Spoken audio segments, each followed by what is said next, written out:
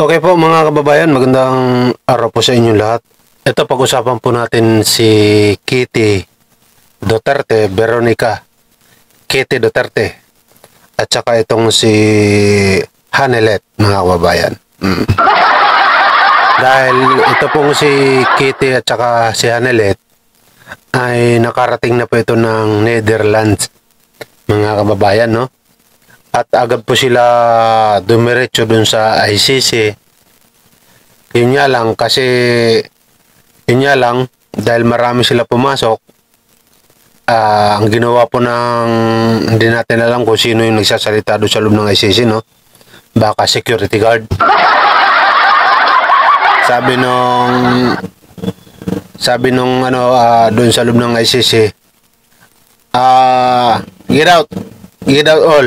Sabi na, labas kayo lahat. Kasi mga babayan, bakit naman kasi lahat gustong pumasok? Pinalabas po sila, mga babayan. Alam niyo po kung bakit pumunta doon sila Hanelet at saka sila Kitty Duterte, mga babayan? Dahil bukas po 28 ay birthday po ni PRRD. March 28 po kasi ang birthday niyan. Mukhang magse-celebrate po yata sila, mga babayan. Kasama po yung mga OFW. Hindi lang natin alam kung ilang araw ang kanilang bakasyon dyan sa Netherlands, mga babayan. Kasi siyempre, ano po yan mayroon po yan na visa kung ilang araw ka doon. Kung 1 week ba, kung ilang araw ko doon ka mananatili, mga babayan. Siyempre, ang kakanlong sa kanila doon, may mga pira naman yan, mayaman naman yan. At saka, may marami din naman na supporters sila doon, ng mga OFW, na nagbabanta pa na zero remittance. Sabi ng palasyo, huminahon kayo, dahil kayo lang din ang mamumblema niyan balang araw, mga babayan. Okay po, mga babayan, ito, pakinggan po natin, mga babayan, ay panoorin pala natin yung pagpasok nila dun sa ICC, kung saan pinalabas sila lahat. Paano nagsabay-sabay? Akala naman nila basta-basta sila makakapasok lahat doon. Hindi naman yan Hindi naman yan pasyalan Hindi yan mall. Hindi po. Titingnan lang dyan kung ilang nga pwede makapasok. Baka nga ang hula ko dyan, isang araw si Hanelet. Sa sunod na araw baka si Kitty na naman. Habang nandoon sila, palit-palitan lang kasi bawal magsabay-sabay, mga yan. Diba? Kahit maganda dyan yung kulungan ni Digong, hindi kayo pwede dyan magsabay-sabay. Bawal dyan. Porkit hotel yung kulungan, pwede kayo dyan matulog. Kung gusto ninyo, magpakulong na rin kayo dyan. Diba? Para pwede na kayo dun sa loob. Yun nga lang, baka hindi kayo magsama-sama rin. Okay po, mga babayan, ito, pakinggan po natin, panoorin po natin itong video ito, mga babayan.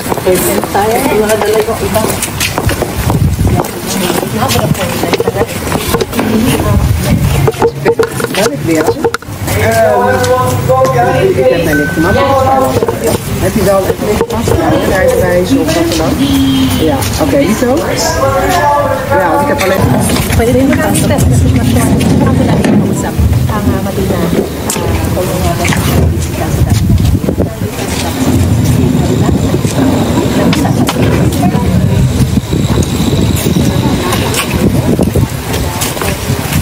Filipino communities around Europe, around the world.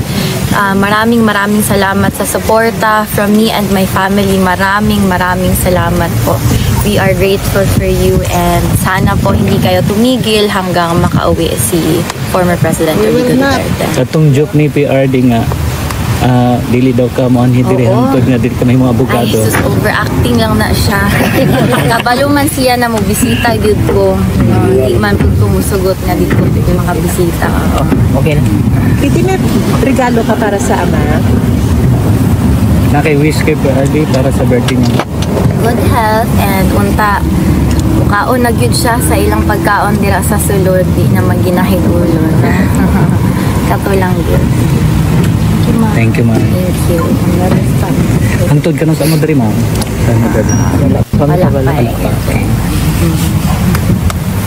Salamat ha. Salamat. Salamat ma'am.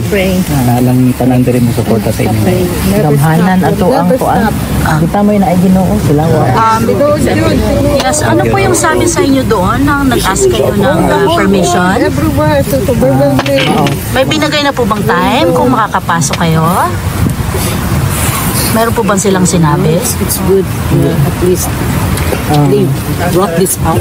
It's not only for the Filipino communities or Filipinos. It's the whole world. Imagine And the exposure, we know of everything. the reality. What's going on. Our effort is managed because of our love for our, We have time away from our work just to come here. So it shows how much we love our former president. It's really a joy that he is really good president. yung we need to follow, we need to go to the Yung no jaywalking. Yeah, no jaywalking. I-post ninyo sa social media. We do. Yes, good. We have Palagi social ni. media. Disiplina lang ang kasagaan again sa kanya, dili ba Kami naka-witness yun mi since na nag-college ko. College. 1985. First nga kuan ni Mayor Duterte. First time niya.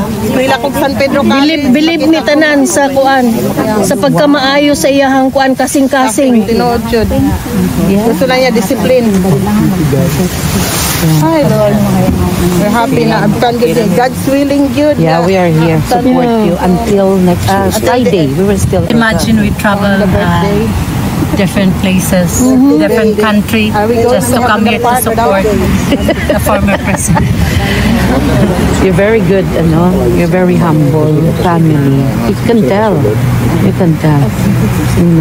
Look at you and your mom. Discipline lang yun ang kailangan sa Pilipinas. Disiplina. Maurag yun na. Hindi man yun magpalo kung discipline yun. Iso kina-explain ng disiplin, oy. So man capital letter na to para sa yon. Kung disiplina tanan, in order yun tanan. Mawan daw ang tao pero di mawan niya. Grabe yun.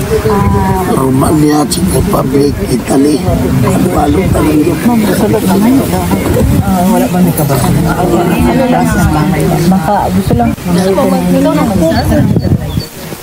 It's either mag-taxi kayo or merong bus dyan. May bus. Tapos dadaan yan. Yung mismo sa car. Ito yung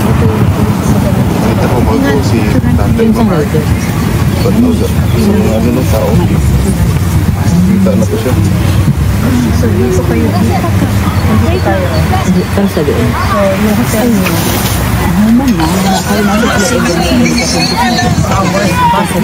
Meron. Kung saan ka nakatira, may bus yan. Tapos dadaan yan siya. Oh, ayan mga kababayan ha. Narinig nyo naman na good luck sa inyo. Ano ba? May dala ba kayo dyan? Lechon? Ano ba yung dala nyo dyan kay Digong? Baka may dala kayo dyan na lechon ha? Talagang gusto nyo na talaga siya matigi pag ganyan kayo. Okay po mga kababayan, salamat sa inyong lahat. Kung bago lang kayo sa channel natin, subscribe na po at i-click ang notification bell para palagi kayong updated sa ating mga video at paki-share and like po ng ating video mga kababayan. Salamat po sa inyong lahat. See you next vlog.